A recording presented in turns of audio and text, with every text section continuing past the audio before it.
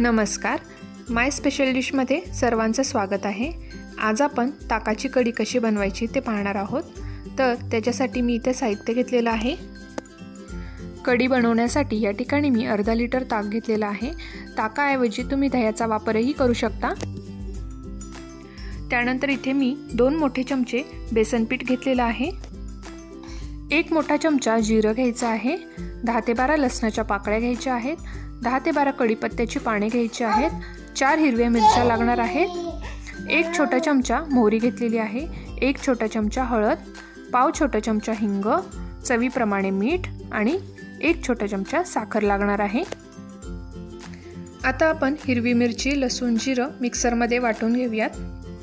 खूप जास्त बारीक न वाटता आपल्याला याला थोडंसं जाडसर ठेवायचं आहे।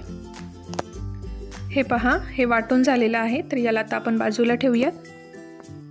आता हे जे ताक घेतलेलं आहे त्याच्यामध्ये आपल्याला बेसन पीठ मिक्स करून घ्यायचं आहे। सुरुवातीलाच एकदम न टाकता थोडं थोडं मिक्स करून घेऊया, म्हणजे त्याच्या गुठळ्या तयार नाही होणार आणि ते एकजीव ताकामध्ये मिक्स होईल। आता हे ताकाचं मिश्रण पातळ वाटत असेल, परंतु कढी जेव्हा शिजते तेव्हा बेसन टाकल्यामुळे त्याला एक छान घट्टसरपणा येतो आणि सुरुवातीलाच बेसन जास्त नाही वापरायचे। जर गरज वाटली, कढी थोडीशी पातळ वाटत असेल तर तुम्ही त्याच्यामध्ये थोडंसं बेसन वाढवू शकता। बेसन आणि ताकाचं मिश्रण तयार झालेलं आहे, तर आता आपण ते बाजूला ठेवूया आणि कढी तयार करायला घेऊया। तर त्याच्यासाठी मी ते कढई गरम करायला ठेवलेली आहे। कढई गरम झाल्यानंतर त्याच्यामध्ये आपण 2 मोठे चमचे तेल टाकून घेऊयात आणि तेल व्यवस्थित आपल्याला गरम होऊ द्यायचं आहे, कारण आपल्याला फोडणी जी आहे ती खमंग बनवायची आहे। तर तेल गरम झाल्यानंतर आता इथे मी 1 छोटा चमचा मोहरी टाकून घेत आहे आणि मोहरी व्यवस्थित तडतडू द्यायची आहे। मोहरी व्यवस्थित तडतडल्यानंतर गॅसची फ्लेम आपल्याला लो करायची आहे आणि लो फ्लेम करून आपल्याला याच्यामध्ये कढीपत्त्याची पाने टाकायची आहेत। हाय फ्लेम असेल तर फोडणी लवकर करपते, त्यामुळे गॅसची फ्लेम लोच ठेवायची आहे। आता आपण या ठिकाणी हिरवी मिरची, लसूण आणि जिरं वाटलेलं आहे ते वाटण टाकून घेऊया आणि लो फ्लेमवरती याला 1 मिनिटभर व्यवस्थित परतून घेऊया।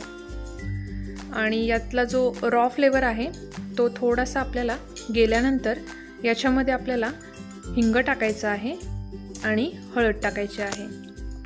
आता हे दोन्ही टाकून झाल्यानंतर हळदीचा जो कच्चा वास असतो तो जाईपर्यंतच आपल्याला याला थोडंसं तेलावरती परतून घ्यायचं आहे आणि या ठिकाणी मी गॅसची फ्लेम लोच ठेवलेली आहे, नाहीतर हळदी पटकन करपू शकते। आपली खमंग फोडणी तयार झालेली आहे, तर आपण याच्यामध्ये हे ताक आणि बेसनाचं मिश्रण ओतून घेऊयात। हे टाकून झाल्यानंतर आपण याला व्यवस्थित मिक्स करून घेऊयात आणि सुरुवातीलाच आपल्याला मीठ बिलकुल टाकायचं नाहीये, नाहीतर आपली कढी फुटू शकते। जेव्हा कढीला एक उकळी येईल तेव्हा आपल्याला याच्यामध्ये मीठ आणि साखर टाकायचं आहे। तर आत्ता या ठिकाणी मी मिठाचा बिलकुलही वापर केलेला नाहीये, ही गोष्ट तुम्हालाही लक्षात ठेवायची आहे, नाहीतर कढी फुटू शकते।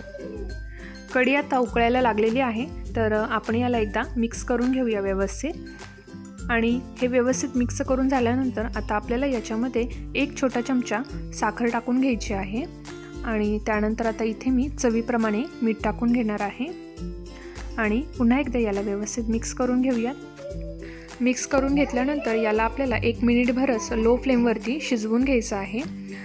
याच्यामध्ये जे बेसन टाकलं होतं तेही व्यवस्थित शिजलेलं आहे आणि कढीची कन्सिस्टन्सी अगदी व्यवस्थित झालेली आहे, ना जास्त घट्ट ना जास्त पातळ। तर आता इथे मी गॅस बंद केलेला आहे।